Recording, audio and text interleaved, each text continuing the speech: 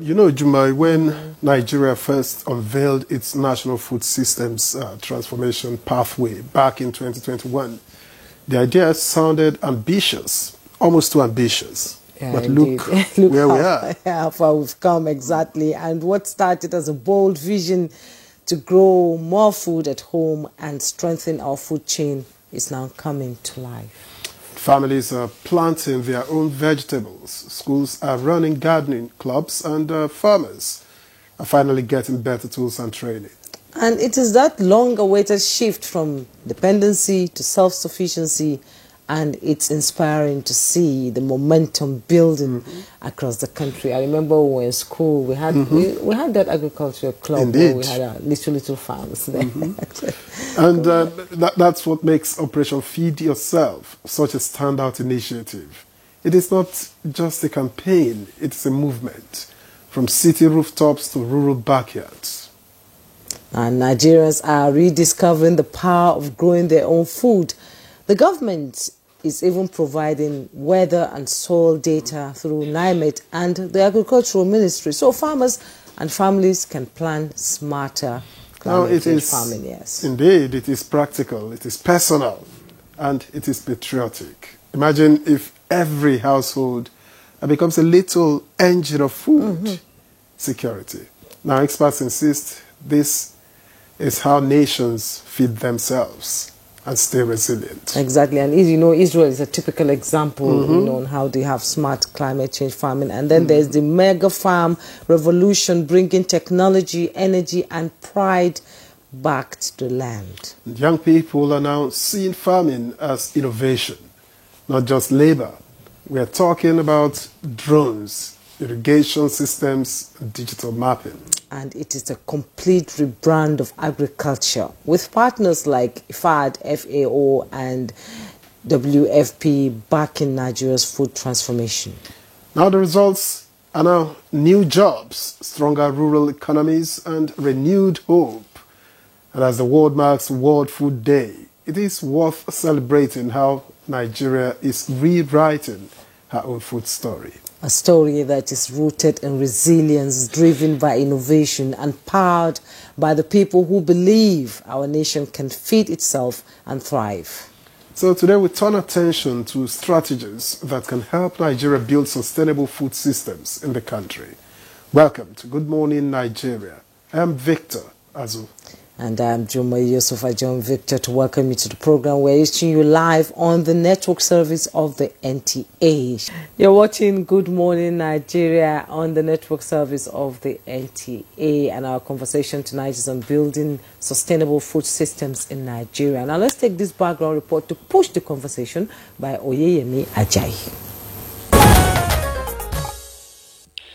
Popular saying by Dr. Sonjo Faniro, National Convener of the United Nations Food System, highlights that food systems influence every part of life, health, the economy, the environment, and even culture, and when managed right, they have the power to set everything else on the right path. Food sustains life, it fuels growth and provides energy for human, animals, and even plants. Over the years, the Nigerian government has introduced several measures, initiatives and partnerships to ensure that good and nutritious food is accessible to all. Among them is a National Action Plan and strategy designed to transform Nigeria's food system, reduce poverty and unemployment, cut food imports, and improve environmental sustainability. Also, key is the Joint Program on Food Systems Transformation, which supports the government's implementation efforts. It works with the state and local government to develop action plans, enhance coordination, and attract private sector investments that boost livelihoods, modernize farming practices, and strengthen climate resilience. Experts agree that building sustainable food systems require the right mix of government policy, innovation, improved farming methods, and collaboration amongst farmers. They emphasize the need for policies that support resilience, sustainable practices such as crop rotation and water conservation, and wider use of digital platforms for extension services. Equally important are farmer cooperatives that encourage knowledge sharing and collective progress. Now, as the world marks Food Day, the call is clear.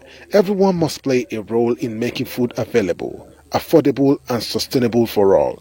But what more can be done to make these a reality? Our guests in the studio will be sharing their thoughts shortly. All right, many thanks, Oyemi Ajayi, for that background report. And joining us here in the studio to speak on building sustainable food systems in Nigeria. Let me welcome Dr. Aliyu Sabi Abdullahi, Honorable Minister of State, Agriculture and Food Security. A pleasure to welcome you to Good Morning Nigeria. Thank you very much for having me. Good morning, Nigerians. All right, we have also been joined here in the studio by Architect Kabir Ibrahim, President, Nigeria Agribusiness Group, NABG. We thank you for coming. Thank you very much for having me. Thank you for coming, gentlemen. And we also have joining us via Zoom from Kaduna, Murtala Dabu, Honorable Commissioner for Agriculture, Kaduna State. Thanks for joining us. Or is it in the studio, actually? Good morning, Nigerians. Thank you for having me. Join us. All right, let's begin the conversation and with the Honorable Minister of State.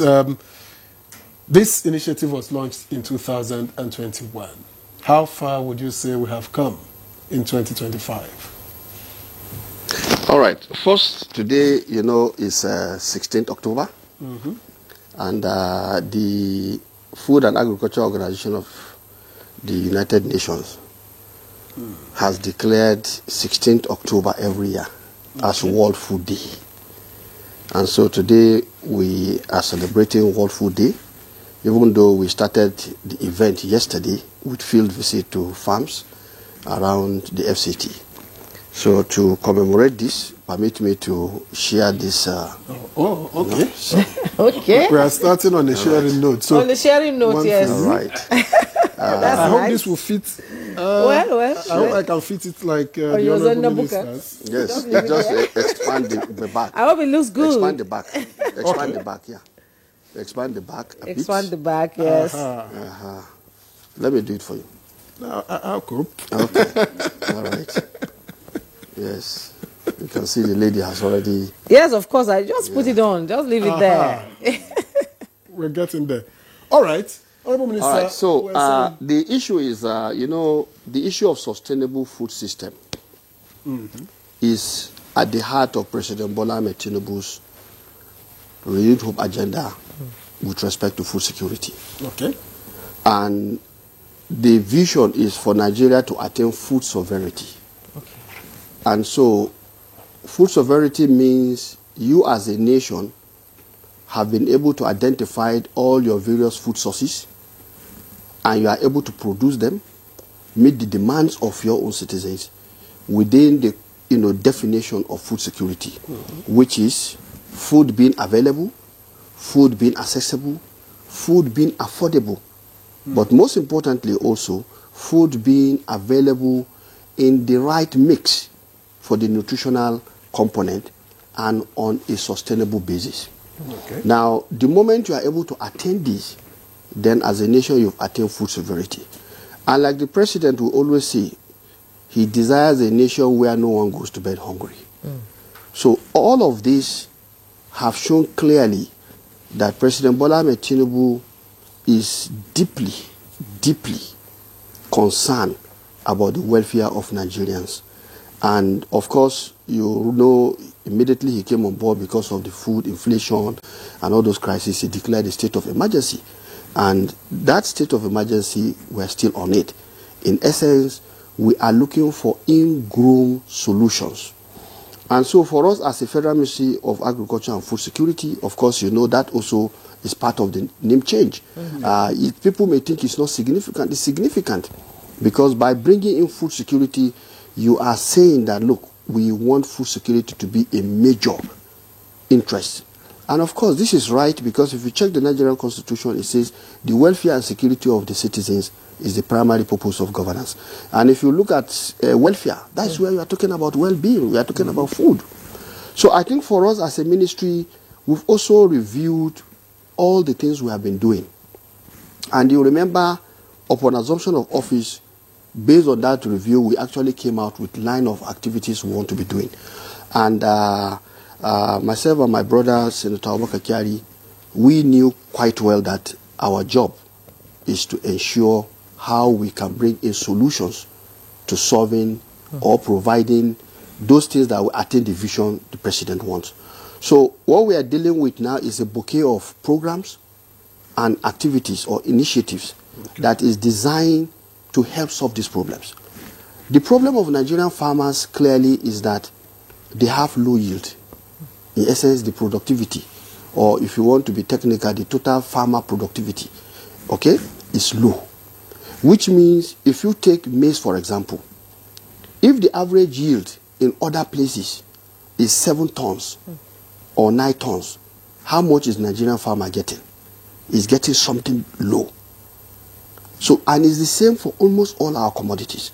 So we are aware of this, and we are working hard to see how we can change that narrative. And the only way to do this is to look at what are the drivers of productivity.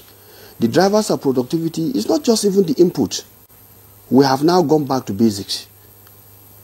On Tuesday, we've already launched the Nigerian Farmer Soil Health Scheme, which is now designed to tell Nigerian farmers, that farm, that soil upon which you are farming, what are the requirements? What does it tell you? Are you even planting the right crop on that farm?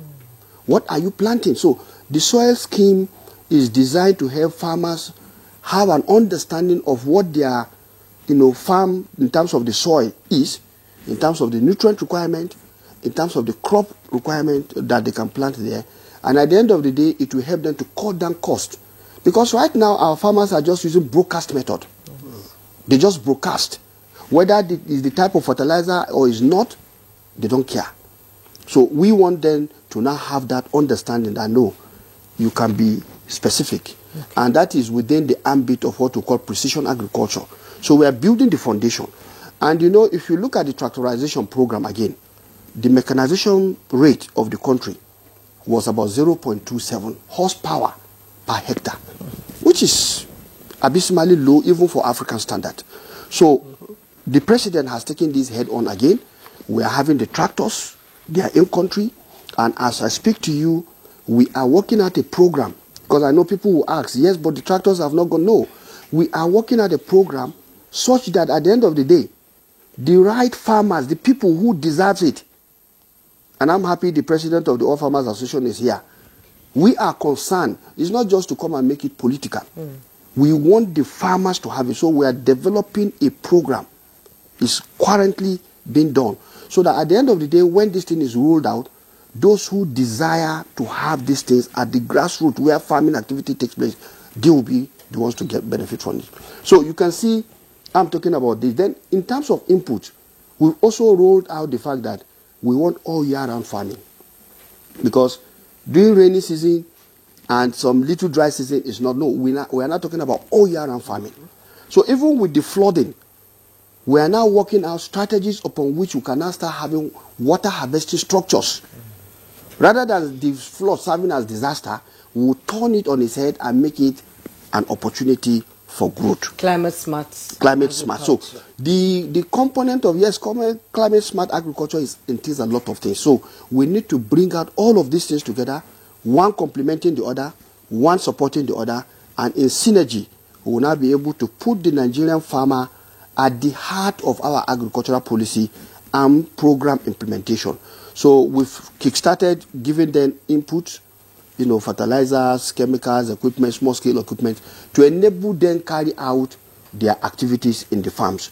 And in doing so, we recognize the farmers' associations, various commodity associations, cooperatives group, and this activity, we kickstarted it in Niger State when I flagged it off. But, of course, other states, we have officials who have already given these things out.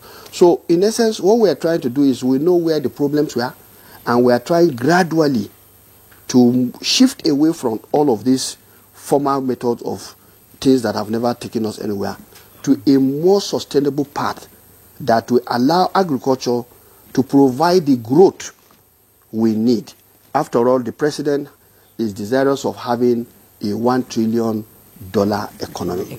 And if there's a $1 trillion economy, then it means, given the population, you have people who wants to be fed, and they will not just want to be fed any kind of food, they want to be fed quality, nutritious food. And that is the challenge we are also taking on. I'm still going to stay with you before we bring in our other guests. Can you walk us through the theme, hand to hand for better foods and a better future? Sure. When we say hand in hand, it shows collaboration, it shows partnership, it shows synergy and working together. Now, as far as we are concerned, I will give you a classical example. The Farmers Soil Health Scheme, the Farmers Group, the president is here. All the stakeholders engagement we've had, more than 7, they were part and parcel of it. We have partners, the GIZ, they are partnering with us. The West African Soil Hub, which is located in the International Institute for Tropical Agriculture, IIT Ibadan, they are partnering with us. Soils Value, which is another group of international NGOs that are working on Nigerian soils, are working with us. So when you say hand in hand, it's for you to realize that you alone, you can't do this. You need all people who are playing different roles to come together. But what is important in coming together is that we focus on the same thing. So within that context, the hand in hand is an initiative of the FAO saying that when we work together, we get better results. The sum of our total is better than the individual capacity we are bringing. So, and of course, when we do that, it means we are able to achieve something better. Like the soil health scheme we just launched has never happened before. And right now we are taking that very seriously. It's going to have the, what did they call it, Nigerian Soil Information System. So, and for investors, the moment you say, oh, I have 100 hectares of land, and the investor can bring in experts who will have insight into what that 100 hectares of land can do, then he will have better assurance in terms of his risk management that I can go in there because the soil is telling me this kind of story. And that is what happened all over the world. So this is the kind of things we are talking about. Then, for example, we also have what we call Seed Connect. The Seed Connect brings all the seed, people with seed interest across the, what did they call it, the country. And with that, we are able to bring all the people together. Again, the principle of hand in hand. So what we are saying here under the hand in hand is to say when we work better, we can have a better future together. Yes. Because we are complementing each other. And that is exactly what we intend to achieve, bringing in experts, researchers, and in fact, the media. Because in whatever we do, the media has to be carried along. You have to, provide the information, and as we are here today, is part of the contribution the media is making for us to be able to explain to Nigerians what we are doing as a ministry, for example, and as a government. And I think the path to our sustainable future is guaranteed with what the president has visualized for us. And if you remember, in the early days when we interacted with you, I made it very clear that the president's strategy is, while solving the immediate problems, he wants us to get down, to lay a solid foundation in such a manner that that same problem will never have to revisit it again. Okay. And I think we are succeeding on that. Just recently, we have the annual performance survey that was conducted by the National Agricultural Extension Research Liaison Services, Ahmadu Bello University, telling us exactly how, our, what did they call it, our farm production activities for the season is going on. All of this gives us insight into where there are problems, where there are growth, and of course, we witness some growth thanks to all the concerted effort back to back that we are doing. If you talk about irrigation, for you to have all year-round farming, irrigation facilities have to be part of it. That itself is another layer of activities that we are also looking at. So it's quite a number of things, and agriculture must be done in an integrated approach. And we realize that, and that is what we are doing. We are bringing in all partners. We are throwing in all our, our energy, but pulling it together rather than this counter, factual and countervailing forces that we have been witnessing before. Somebody is doing, another person is unwinding. No. This time around, we are working together. We are working with all the ministries, Ministry of Water Resources, Trade and Investment, and all the like. So it's quite a lot we are doing. And you know, to rebuild anything is a tough game. It takes time. But I want to tell you, we have been toughing for the job. You've been toughing on the job indeed. And we've been seeing evidence because the price of foods in the market has sort of dropped. But like we said during the paper review, the purchasing power is the issue here. Now let's bring in architect Kabir Ibrahim into this conversation. As the voice of the private sector and farmers cooperatives, let's get your assessment on the current strategy, policies between government and farmers, and of course the realities on ground. Well, talking after Mr. Eloquent, it's going to be very Herculean. But, you know, we've said in many fora that this administration has brought out so many policies and strategies that you cannot ignore the impact it is making in the agriculture ecosystem. Yes, the minister is very right. Every part of the way we have been taken along. The hand-in-hand better foods and better future was, is. And Nigeria has done a lot more a few weeks back by launching the hand-in-hand investment and partnership program that is being funded by FAO, development partners, Nigerian government, investors, and the general public. We feel that this, more than anything, would help the implementation of the next CADEP strategy launched in Kampala that would take effect from the 1st of January.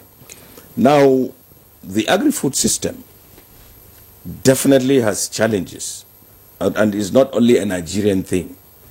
It's an African thing and almost a global thing.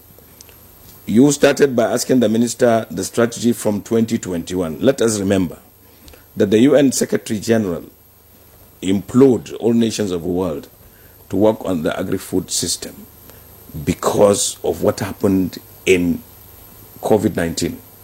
The whole world suffered immense trouble in the food system.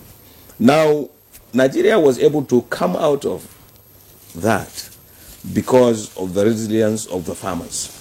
Now, to sustainably remain there, we have had to bring out all these things that the current administration did or is doing.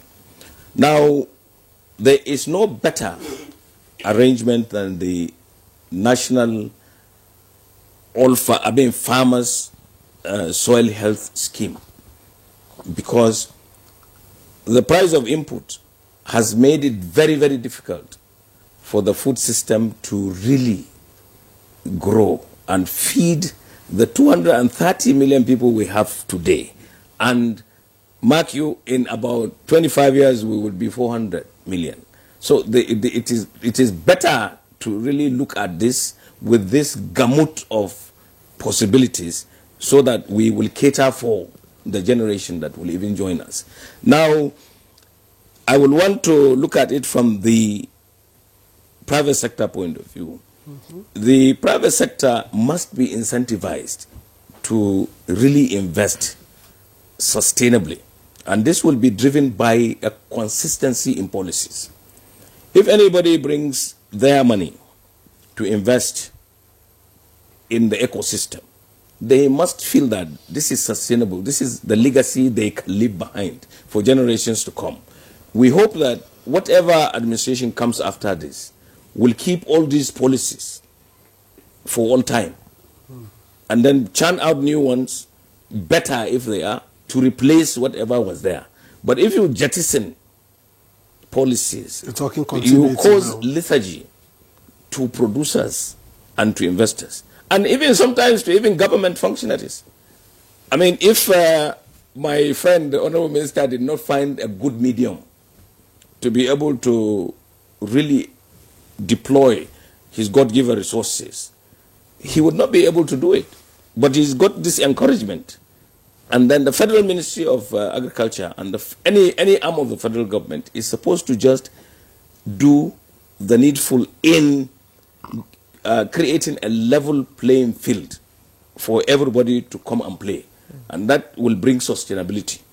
Now, all the state governments, local governments, and all that have to come together to work with the federal government for sustainable food system, and this is very, very key, because no administration, you know, in recent memory has really given more than this administration to the state governments and to the local governments. So they should all deploy the resources given to them to help show up the food system. And that way Nigeria will be better fed, and the future will be guaranteed.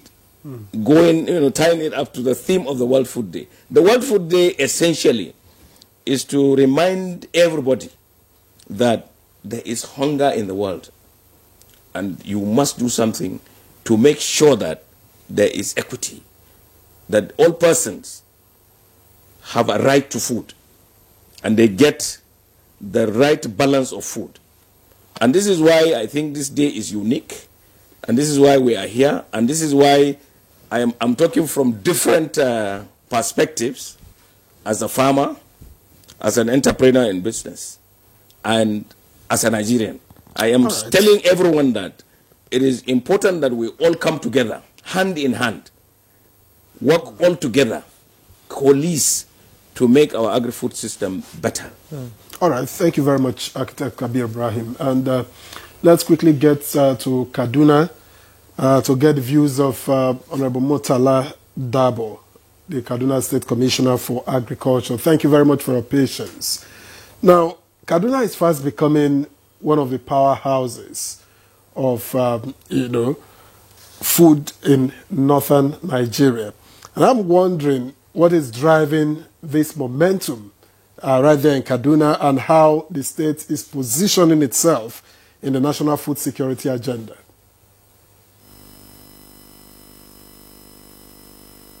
Good morning, viewers. Once again, I want to commemorate with Nigerians on the World Food Day, you know, which is a significant day, as observed by my earlier speakers. The Honorable Minister has laid a very solid foundation as to what we are doing as a country in addressing the food systems issues and addressing food security, which is key.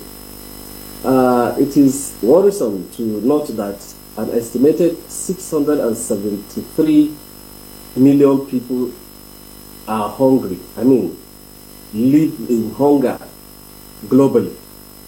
While in several other climes, you see obesity, which shows the imbalance. So the Nigerian government is deliberate in seeing how this is addressed. For us in Kaduna State, agriculture is receiving the attention it deserves right now, because we must provide food on the table. Nigeria is a country of over 230 million people, and to feed this population, it's a huge task. And for us, we feel we have a great role to play. Thankfully, the state is blessed with about over 46,000 square kilometers, out of which 70% of it is arable. So what are we doing really to fill in the gap in terms of addressing hunger and providing food to ensure food security? The government of Excellency Senator Oboshani is deliberate in pushing the agri activities. You know, the Malabo Declaration, which stipulates that countries or governments should allocate at least 10% of their budget to agriculture. That His Excellency the Governor has addressed. When he came on in 2023, the budget with agriculture was just 1.4 billion. But I can tell you that the current year's budget of 2025 was 74 billion, out of which there is even a supplementary one that is moving it up to 100 billion, meaning that we've achieved up to 12% of our budget on agriculture. And the Honorable Minister laid that foundation that, the reality facing us in Nigeria is, what's the productivity, what's the yield of our farmers? You realize that in some crops, like maybe giving an example of maize, average smallholder farmers use just 1 to 2, maximum 2.5 tons per hectare, when they can actually do 7 or 8 or even 10 tons. So our strategy as a state is to address two things. First, yield improvement. And to achieve yield improvement, there are a lot of things that we must do. We must provide quality inputs. The Honorable Minister has spoken very well about the seed system, having quality seeds, quality fertilizer, and all the other agrochemicals. Then perhaps that is not enough. Mechanization is another thing, which the federal government is very aggressive on. Thousands of tractors are already on ground. The Honorable Minister has given the good news that work is being done as to how to throw these tractors into the hinterland. I will tell you, as a state, our governor has got hundreds of tractors that we are partnering with private sector, that is the hand-in-hand stock, who are operating these tractors, providing the services to our farmers, giving access to mechanization. This helps us improve productivity. An ordinary farmer that does 3 hectares, for instance, with mechanization, he can do 10 or even more, because they have access to these tractors. They will do it on hiring basis, with subsidies, especially for the smallholder farmers. Then we're also subsidizing inputs to them. Smallholder farmers are giving fertilizers for free. We know that cost of input is high, but the governor is magnanimous, especially to the smallholder farmers, giving them 2 bags each. What this does is, especially for the small subsistence farmers that do small, cover small areas just for to feed themselves, mostly they can't even afford the fertilizer, which is expensive. So the government has come in to give them for free. This is helping us achieve doubling of the yield. Ordinarily, in a small portion that the smallholder gets 5-6 bags, with the right inputs, with the right quality, and perhaps with good extension service, with the proper agronomic practice, which the Honorable Minister also mentioned. The planting population is key. So, even when you have the right inputs, the mechanization, without the proper agronomic practice, you will not achieve the desired yield. So extension workers are also on the field giving this, and even private sector extension are also working here. So with this now, we're helping the smallholders where they ordinarily get 5 to 8 bags. With this free fertilizer, we are seeing bumper harvest. You see someone now bringing in 40 bags to the house. He has enough to feed himself and then take the excess to the market. This is helping to address the food security issues, providing more food to the populace. And another thing is, we cannot rely on rent-fed agriculture. The Honorable Minister eloquently mentioned it.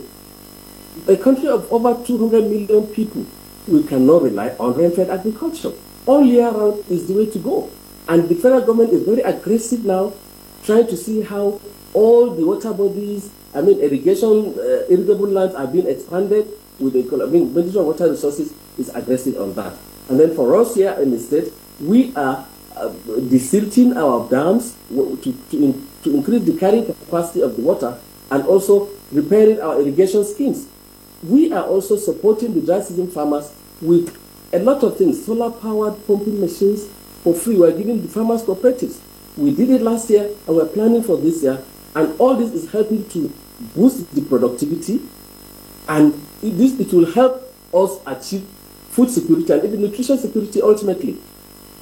On the livestock sector is another area. We're doing a lot, supporting our farmers, pastoralist communities. We're building boreholes, building demonstration pasture land for clusters of herders, where they see that they produce and they have clean, pasture, and then with potable water for not only the herders, but even the animals. They have drinking troughs where they get clean water, they are healthier, and they produce a lot more milk, and that is dairy, which is also very nutritious So these are just a few of the efforts that we are making as a state towards addressing the food security issues and providing, sustainability. And we are thankfully partnering with development partners, the FAOs of this world, in the tomato value chain, the ginger value chain, all other development partners are working hand in hand with the private sector, of course, towards food processing and everything. And I think these are just a few of the efforts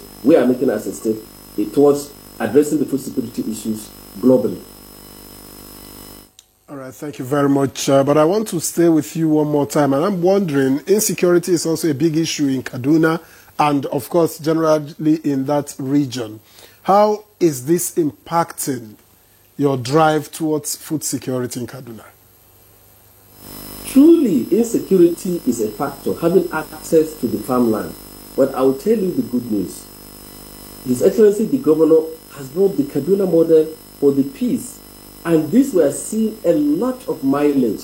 We've recovered significant portion of our cultivable land. Almost 500,000 hectares has been recovered. If you go the corridor right from Giwa down to Birnungwali, down to Igedi, all the areas that hitherto were not inaccessible in the last 1 year. In fact, this year, the Honorable Minister mentioned the report from NERLS. It is there. You see the expansion of the cultivation that we've done. I would tell you myself, my farm is in Birnungwali, which was inaccessible in the past. Now, if you go there and you see all the areas is now green. In fact, we are beginning to plan for harvest. So a lot has been achieved because of the effort of His Excellency the Governor. The Kaduna model, we are achieving peace. We are recovering all the areas that were ordinarily inaccessible. A lot of, like the livestock market in Birnungwali is now bubbling. The grains market are bubbling. So this year, at the end of the harvest, it will be a bumper one by the grace of God. And that is being addressed aggressively by government. It's something that we're very happy about, and we are even seeing other state governments are also adopting that model. It will ultimately help farmers to have access to their farms, and then there will be more food on the table of Nigerians. Okay, thank you so much, Honorable Commissioner. Let's return here to the studio. Honorable Minister, post-harvest losses remain one of our biggest challenges in food security in Nigeria. So we still lose a large chunk of, farm inputs, but before it reaches customers and the market itself, including exports. So what practical fixes could change that? Well, thank you very much. We are fully aware also that post-harvest losses are a concern. And of course, like I said, even given the level of production right now, if you are able to even reduce the post-harvest loss by half, you'll be injecting a large chunk of food into the system. So we are aware of that. And we've not left that undone. We have gone back to the drawing table. 2 years ago, we introduced the Post-Harvest Connect, which brings the entire private sector, development partners, and government interest as far as post-harvest system is concerned, for us to be in one place, for people to understand what is doable and what is available. That's number one. Number two, in the African Food System Summit, which incidentally the All Farmers Association and the Nigerian Agro-Business Group were in attendance, the Honorable Minister has unveiled the post-harvest development plan also for the country. And basically what we are looking at here is this. First, if you have varieties that are pest resistant, then farmers will be having less problem with pests across their production system. Now, by the time harvest is going to take place, if farmers are taught the right harvesting method, then their harvest will have less injuries, so to say, that will make it amenable for pest infestation. So all of these things are issues that we are addressing, and we also realize that we have to help farmers with certain tools. And so the Nigerian Store Product Research Institute is also promoting the use of hermetic bags and drums that farmers can use to store their products before they finally take it to market. But the other aspect is that we believe processing immediately after harvest is the way to go, so that when you add value, you are now moving the product from the raw state into a processed, semi-processed state or fully processed state. And all of this will help to reduce the wastages. So it's a whole lot of things that has to happen, and that we are tackling right now. And as such, we are expecting over the next couple of months, years, people will begin to now see the difference in terms of the intervention. But I agree with you totally. And of course, President Bola Ahmed Tinubu has also said this in many fora, that he's concerned about the post-harvest wastage. And beyond the post-harvest wastage, you also realize that some of this post-harvest wastage is not really even something physical. There is also contamination. And that is why at the end of the day, our farmers, when they take our produce and they export it, it's being rejected. So this is being addressed. As I speak to you, just 2 days ago, we had a preliminary meeting where we have looked at the concept note on looking at what we call agricultural produce residue standards. Now, you know, the Standard Organization of Nigeria is there, the NAFDAC is there, and, you know, SON, that is a standard organization. They already have the national mandate to check all of this. But even when you say there is a standard, we as a sector must get our producers to understand what these standards are. And we also have to help them with those critical parts they will have to follow to ensure that they are able to meet those standards. So all of these things are issues we are looking at. And of course, this concept note I talked about is actually to look at a program we are trying to design in a manner that at the end of the day we will be able to get down to the farmers. Because from when you are clearing the land, and some people don't use, you know, they use chemical, for example, to kill the wheat, and of course the residue that remains, when you plant, what happened? So all of these things we are taking on board to say that at the end of the day, all these integrated actions must be known by our farmers, so that at the end, when they are able to harvest, they will be harvesting clean, good products that will be consumable by Nigerians in such a manner that their health is guaranteed, but also for those who want to export, they will be meeting the standards of the countries that they are exporting to. So I believe it's work in progress. We are not yet fully there, but definitely we are tackling head on the challenges having to do with that. Now, the second component is the fact that we also are reinvigorating our strategic food reserve system. And the state governments also are being encouraged to have their buffer stock. Then, of course, with the farmstead and the farm gate level of storage, where we are promoting the hermetic, you know, system, the drums, the bags, and the like, we are helping farmers to reduce the wastage that they encounter. Now, the other aspect is to promote processing. And you know, if you promote processing, for example, tomato, when we have excess, if you promote the processing into paste at various levels, or what we call the nutrient-dense food, for example, we are helping to do that because the Department of Nutrition and Food Safety of the Ministry is looking at that to develop, you know, different processors who will be able to take some of this food and package them into nutrient-dense food that will be available to our citizens. For example, it might interest you to know millet, as we see it.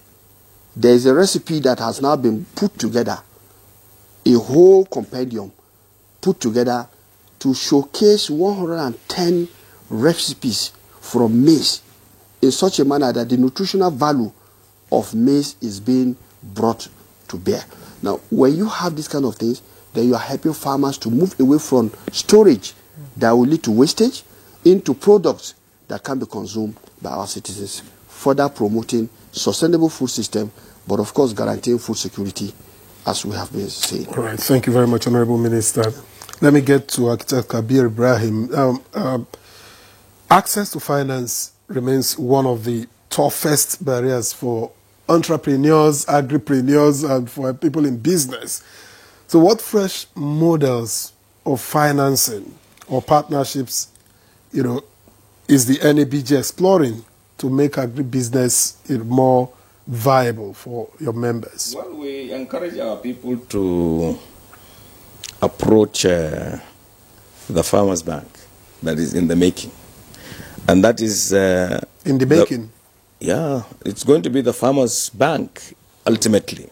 And that is the Bank of Agriculture. Okay. We are happy that the current government is going to give the bank 1.5 trillion naira to recapitalize it. And we are saying that that money should be available to farmers and the private sector so that we will optimize our productivity. And that is a very, very important place to go to. Now, the commercial banks will now follow suit. The First Bank of Nigeria, for instance, did, there was a program that we attended in Lagos. They call it the Agri-Export Expo. And then when they unveiled the work that they have been doing with farmers and entrepreneurs like TGI, like Olam Agri and all that, we were surprised that of the quantum of money that they were advancing. So we feel that other banks or financial institutions will also take cue. And we visited the First Bank, we interacted with them, and we encouraged them to do more. We visited many of these agripreneurs and told them that we are there and there are opportunities in Nigeria. To the extent that so many of them are now really embracing giving people finance. But this is work in progress. The thing that I want government to really do is support industries to really scale.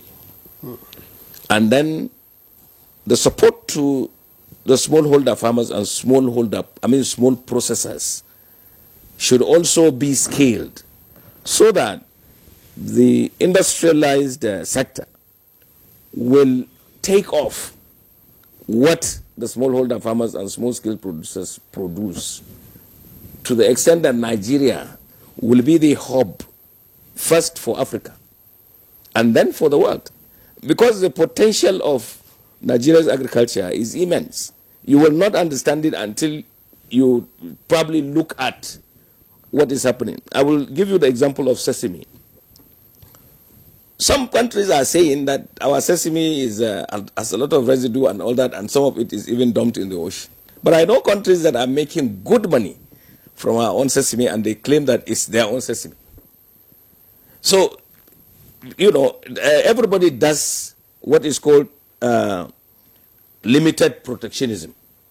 But Nigeria is also supposed to do that. But it cannot do that if it does not scale its internal productivity. Yeah. That is, all our sectors, the private sector, should be encouraged by the support from government, not only the federal government, as I said before, even the subnational governments. If I have a cottage industry in Faskarima local government, for instance, the local government should do something to support me so that I can take off whatever the farmers produce and give them good price. And make everyone, even the local farmer, do agribusiness. That is, get good value from what they produce. Do you know there is a very far cry from reality to what is happening today? You know, every Nigerian is a consumer in some respect. There is no one farmer that produces everything that he or she wants. Yeah. Now, if people are saying, look, food prices are very low and the consumers are very happy, the farmers also are happy, but they need to be able to sell what they produce at an optimum price to be able to buy the other things. So the matter is neither here nor there. You help them to get inputs at low prices to be able to produce at reasonable prices so that the small margins they get will also mean a better life for them. And this is the whole concept of collaboration. Government, as a matter of fact, must only support the possibility of making this work. Nobody expects government to have money to give everybody to be able to do this. But when you have a farmer's bank, that gives people who are in production money to produce, they should be able to pay back for others to get. Because there are so many smallholder farmers and small-scale producers that money, even the 1.5 trillion I mentioned, if you just distribute it to farmers and they take it and they don't pay because they can't sell what they produce, it will simply go, just like what has been happening to the bank. But if you make the bank to sell equity to farmers, for the farmers to know that they own it, and for them to tell their brothers who borrow money that, look, you need to pay back for other people to get, then I think we'll get somewhere. So, and agribusiness is looking at policies and farming them up and taking it to government, making sure that this is a policy that you churned out. We are going to follow it through and be sure that it is properly implemented. So far, we have worked on 3 policies: the tomato policy, the dairy policy, and the standard and gradings. And the minister has said that you reduce post-harvest loss by making sure that the farmers and producers abide by good agricultural practices so that they don't have too much chemical residue in what they produce for the market and for the investors and for export to really thrive. Exactly. We must do that, and we are doing that work. We have what we call PIAF, Policy Implementation Analysis Fund, and we cooperate with government. We look at, from NATIP, for instance, we can see the policies that make it up.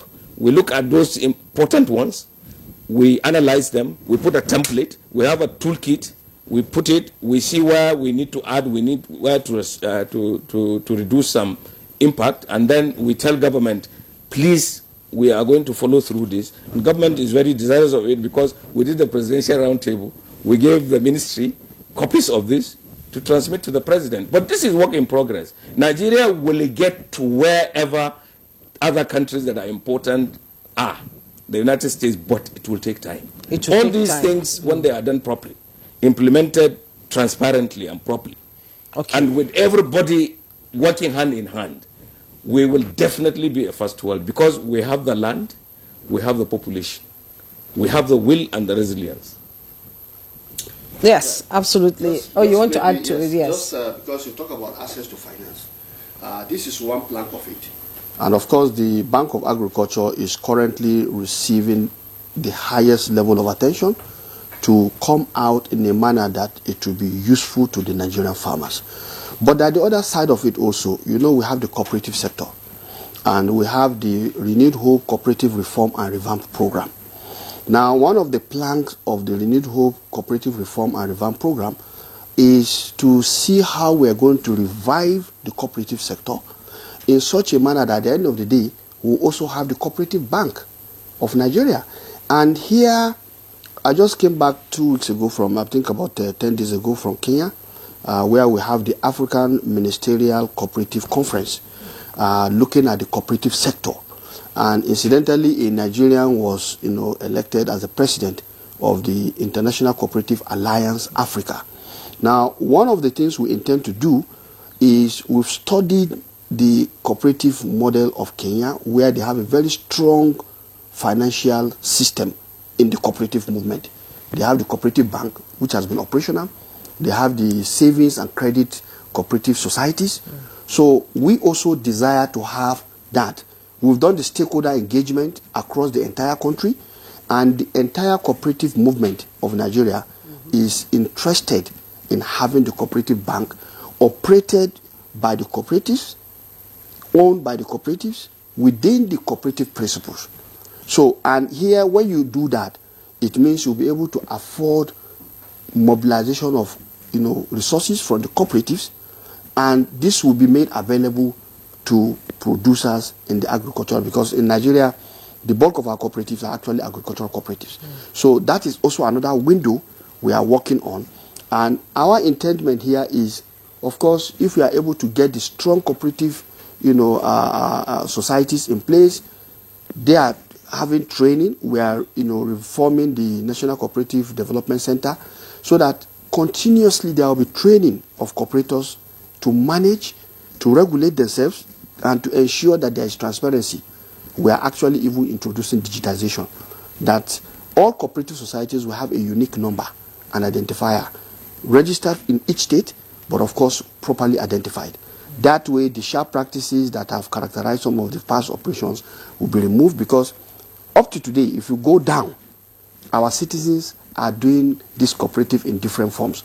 So it's a very veritable tool, and we see it as an opportunity, another layer of or pathway to growth, especially looking at this $1 trillion economy, because it's a very good vision, and we need to bring in everybody who has anything to contribute in making this possible. So we believe if this is done, additional layer of making resources available, because you see the cooperative societies will now be able to use the economy of scale to acquire inputs, and their members will get this input at a very good price, and they will be able to pay back again. So all of these models we are looking at, believing that hand in hand, every little actor in the ecosystem can contribute something.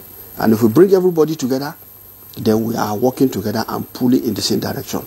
We are sure we're going to get there. All right. Okay, we're sure we're going to get there. We have some messages, messages that came in. We'll ask them before we go on break, so that when we return, the Honorable Commissioner will be able to respond to some of them. Let me take the first one from Akinola. He's writing from Oshobo, Nigeria. He said, when will the tractors brought from Belarus be distributed to other parts of the country? So thank you. And Kayode Busari from Lagos says, well done, NTA. Good morning. Many thanks for the topic of discussion today. Honorable Minister's opening remark, well articulated and right spot on. Agriculture is everything and food is life. The major key to lay a solid foundation for our social, political, economic prosperity and food security is the best management of our agricultural value chain. And Mamman Hamidu Tikau from Yobe State said, I commend the minister and my former colleague in the studio for the program so far put by the government and other stakeholders in the wake of Farmers' Day. I am optimistic that whatever program planned for building agriculture in Nigeria in order to boost food production may not work, if at all, will rely mostly on the advice, financial assistance from the foreign countries who, beyond reasonable doubt, protect their selfish interests. I therefore urge the stakeholders in conjunction the ministry to look inward in designing a workable program to guarantee a sustainable system in this country. Thanks, and I wish my country the best of luck in the year. Do you have? All right, I have two here. Okay. From Chike Dim in Warri, Delta State, President Tinubu's initiatives to boost agriculture and ensure food security are commendable, with food prices trending downwards and becoming more affordable. Key challenges like insecurity, poor roads, and high transportation costs have historically driven up food prices. Now, while acknowledging the government's efforts, he says, the masses, like Oliver Twist, clamor for more interventions, since a hungry man is an angry man. So there is a pressing need for intensified government efforts to prioritize food security, ensure societal peace and stability. And from Kayode Busari, the area of curtailing food wastage and food poisoning in Nigeria is key to addressing food security and, above all, industrial boom. The small and medium-scale food processing industry should be massively supported and encouraged by the renewed hope agenda of the government. If this is done, our dream of food security and economic posterity is 70% solved. And finally, from Omololu B.A., said, you guys are really doing a wonderful job out there. God bless NTA and Nigeria. I would like to know the gene editing or modification technology. Is it being practiced in Nigeria? If yes, what are the effects on food production and sustainability? And which agency or organization is practicing that in Nigeria? Okay, we'll take a break so that when we return, we can get responses to some of the questions that have come in. Please stay with us. This is Good Morning Nigeria. Yeah, welcome back, and you're still watching Good Morning Nigeria. And let's bring in our guest from Kaduna, the Honorable Minister of Commissioner of Agriculture, Kaduna State. I would still like you to sort of concentrate on the post-harvest loss. I remember last year when we had this conversation, ginger was an issue. You know, it was diseased, and it's still very expensive. People can't get ginger, and the minister is saying that all hands must be on deck to be able to achieve the $1 trillion economy that the president is, you know, trying to achieve. So what practical fixes have been done, you know, for ginger, especially in Kaduna, as one of the powerhouse of food production in the country? What practical steps have you taken to ensure that ginger as a contributor to the GDP has been revived? Well, you know, the ginger issue is, I would say, we are working on the recovery. And thankfully, the Federal Ministry of Agriculture has been on it. There is already a national committee working on it, and all the research institutes are on the table right now. And what is challenging really is the availability of seeds. It came so expensive because the year 2023 we recorded so much loss. Over almost 80% of the crop got melted. So, you know, getting the seeds, we are gradually recovering right now. Though expensive, but we are using tissue culture labs now to get clean seedlings. And even this year we had a flash of the disease, but by the grace of God, it had already matured. So we are harvesting, and what we are planning is really to attack it in the coming season next year. That is when we'll have really a very massive recovery. And that way we want to see that we partner with private sector. A lot of partners are here, and we too are budgeting a lot of resources while the federal government is also doing its own to see that we have recovery in ginger.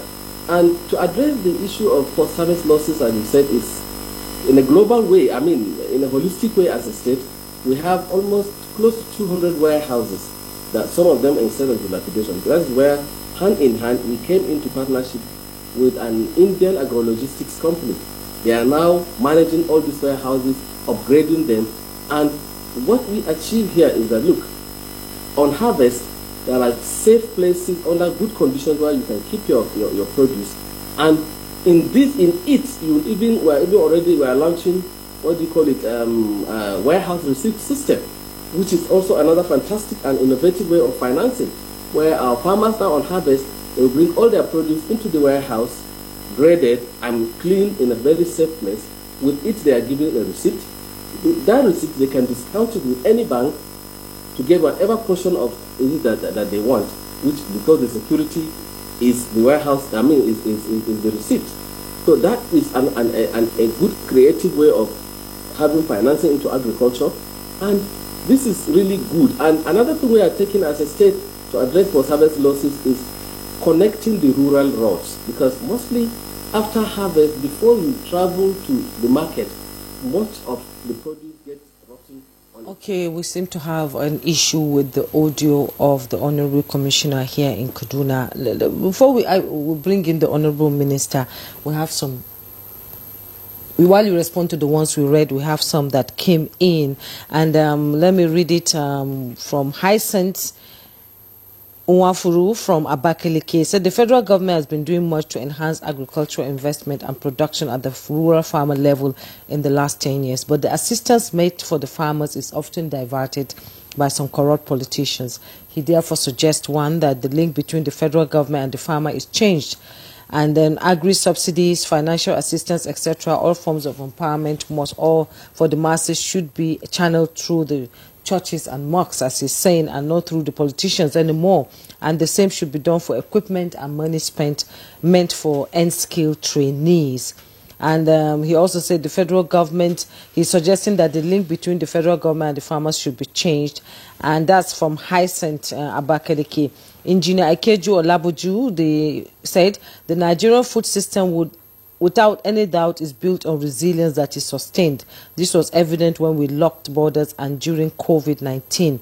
Food waste is an important issue that must be given attention in our food system by cutting wastage, and happily through the Federal Ministry of Agriculture as it is working on that. He said kudos to you. And then Juma from Taraba said Please, when would the government stop the importation of hawk's rice, which has been to the detriment of our local farmers?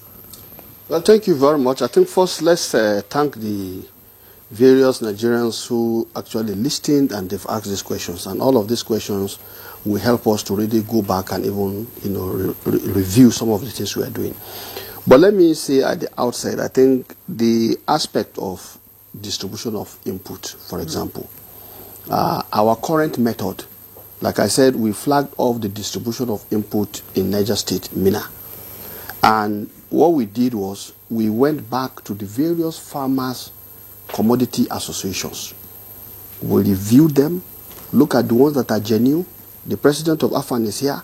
We knew where the issues are, and together we were able, state by state, to refine and review those who genuinely have been working for the farmers and they have their farmers. Then the cooperative societies registered in the various states, working together with the state, ministries of agriculture, and even the local governments, we are able to identify all of this. So we are targeting exact beneficiaries right now. Now, we also have said it here in this studio and many other places that we are desirous of cutting off portfolio farmers and political farmers. Yes, we are politicians, but we can't politicize food.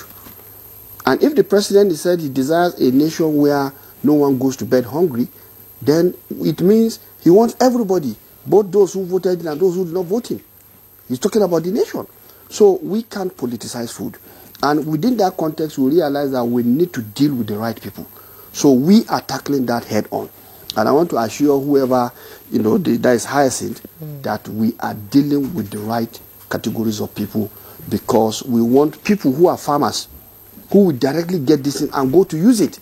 They are the ones we want to be dealing with.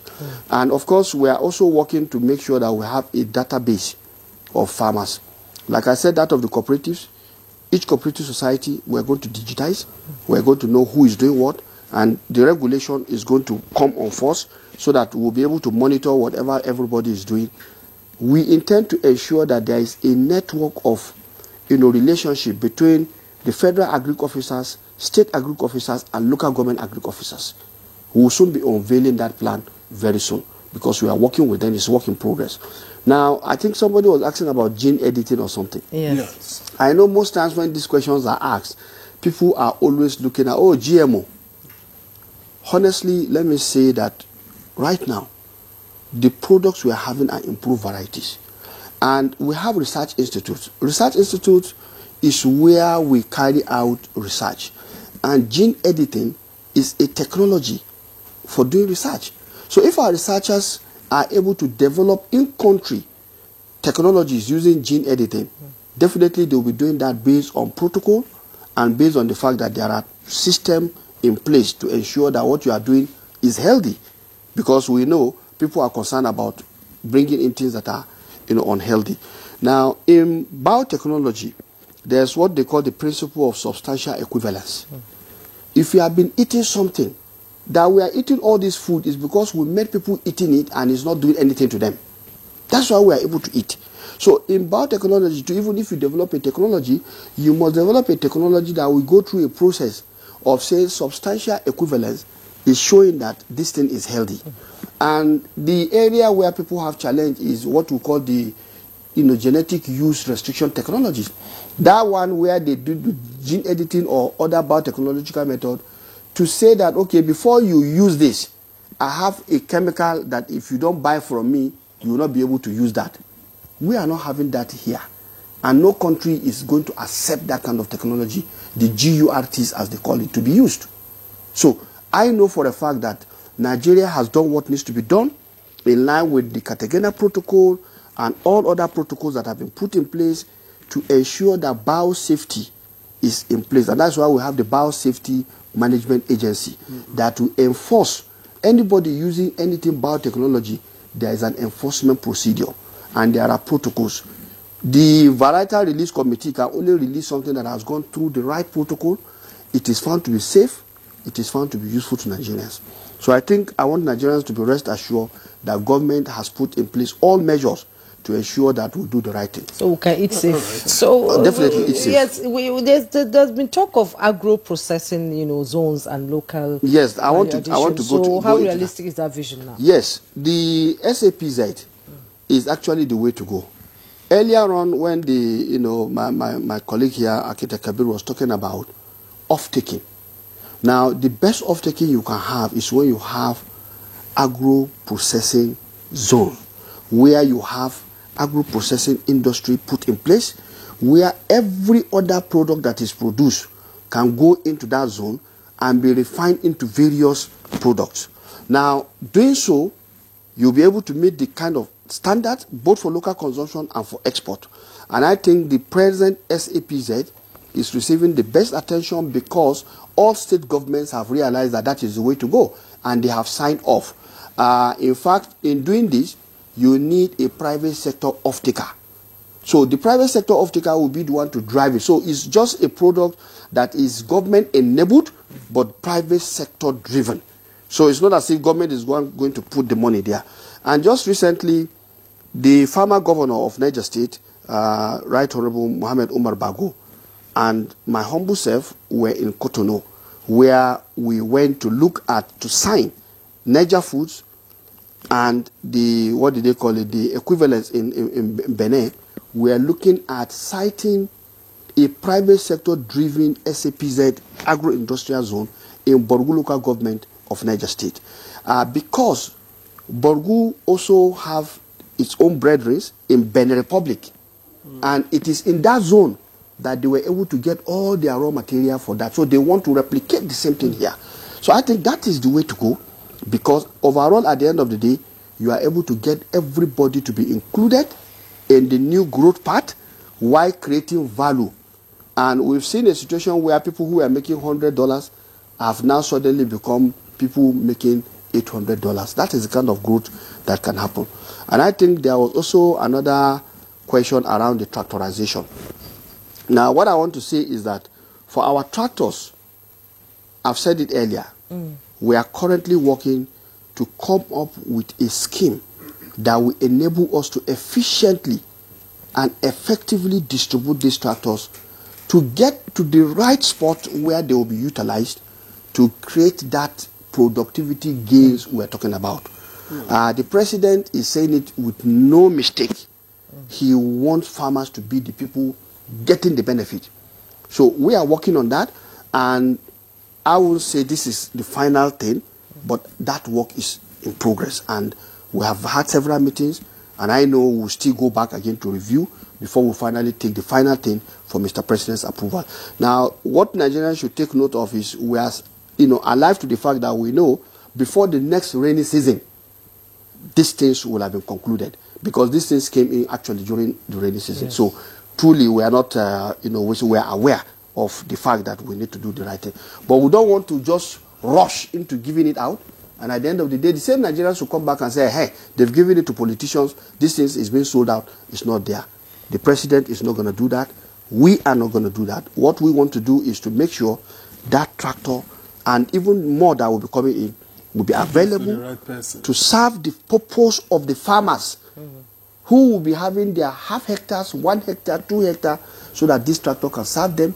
Proper land clearing, proper land preparation, because they say as you lay your bed, so you shall lie on it. So as you prepare your bed, as prepare your land, and you plant, then you can get maximum productivity. Okay. All right. Thank you very much, Honorable Minister. Let me quickly get to Architect Kabir Ibrahim, even though there are still more questions to take. But agribusiness has become about data, technology, innovation. So how ready is the Nigerian private sector, to lead this new digital agriculture era? Well, very much so. Incidentally, I went with his colleague to Egypt at the beginning of the year or so, and we noticed that there is e-finance, and e-finance is permeating the system in Egypt, and we visited the bank, and that's why I was talking about the BOA being the Farmers Bank and all that. And we have a report. We are encouraging all manners of digitization in terms of business and e-business and e-commerce for all our members. And our members are the big players in the industry, in agriculture. So we are, in fact, hands-on in all we do in agribusiness. We don't do paperwork, too much paperwork, whatever. We direct people who are trying to do something, some innovative actions on agriculture by sensitizing the smallholder farmers and smallholder producers, both youth and women, to key into that. And for that purpose, and I believe you are aware in NTA because we came here, and it is, you can confirm it, in all the 6 geopolitical zones, we have trained youth and women on agribusiness. Okay. And is digital all the way. So to that extent, we are doing that because that is what works. And you know, I mentioned Egypt because Egypt has really overtaken us in the economy. And I don't think they have oil. What they have is agriculture. And what we saw there is really, really mind-blowing. We took pictures. The ministry has a compendium of them. We went round with the Honorable Minister. We visited so many people. And even the tractorization that the Honorable Minister mentioned, we are talking with some people who are ready to come here and invest. They want to be able to produce their own equipment, machinery, farm machinery and all that. And all these things are going to help our nation to get to where we are supposed to be, to the giant in Africa. Because if you see India, Egypt, for instance, everything is around the Nile. They have very limited rainfall. In Nigeria, we have these dams, we have these water bodies, and we have rains. All we need to do is to simply make sure that we improve our irrigation possibilities, we produce all year round, and we encourage agribusiness for everybody to do agriculture and business. Yes, okay. Before it lies. You know, for the first time, the Federal Ministry of Agriculture and Food Security is going to have a Federal Department of Agricultural Data and Analytics. That has never been the case before. We realize it's a major gap, and the farmers are here. When we go around and see the kind of production activities, when you talk about data, it has to be big data. And we have the capacity, the structural arrangement to be able to collect this data. So the department is currently in that formative stage. We are developing the framework within the concept of big data and data governance. So that at the end of the day, they will support the agribusiness landscape. Exactly. Right. Let me quickly go to Kaduna, where the Honorable Commissioner is. Tell us how you're going to key into the agro-processing zones being, established by the federal government to add local value addition to agriculture in Kaduna. In just 1 minute, please. We've run out of time. Well, it's also to address the post-harvest losses is about value addition. And I will tell you aggressively, our special agro-processing zone is already on. The design is already confirmed, and in fact, they are on site right now. And truly, that is something that will be a game changer. Whatever we produce, there will be value addition. And side by side, there is an Agricultural Quality Assurance Center, African Quality Assurance Center, which is for grading and standardization, so that all whatever that is produced will be certified for export. It will be like a testing hub along the whole zone. It's the second in the country after Abuja. So truly, our SAPZ is on. They've started. The contractors are on site, and we are looking forward to by middle next year, we should begin to see our industries coming up, which will be a really game changer towards mopping whatever we produce. Like the ginger, instead of exporting raw ginger, we would add value so that oleoresin will go out with the ginger powder, which will fetch us at least 5 to 6 times what we normally get on when we export the fresh ginger or the raw one. So SAPZ is on. and it's something that will really help the productivity and the food security of the country. Right, Honorable Commissioner, thank you very much. Let's quickly take the last set of messages that we have from Dr. Badare. I wish to express my heartfelt appreciation for the Nigerian Television Authority and the team behind Good Morning Nigeria. Your program has become an integral part of my daily routine, and I thoroughly enjoy starting my day with informative and engaging content. It says the way you tackle tough issues, promote Nigerian culture, and highlight important stories is truly commendable. Your hosts are warm, witty, and always prepared to delve into meaningful discussions. My regards to fantastic Minister of Agriculture there. Please keep up the fantastic work. All right, and there are others. Good morning. I'm developing a small agri-logistics initiative that connects smallholder farmers to urban buyers sustainably. My question to the minister is, how can small agri-startups like mine partner with government or development programs to strengthen regional food systems? That's from Nadia Yusuf. I think that's in Ogun State. In 1 minute, please, so that we're round up. The Federal Minister of Agriculture and Food Security.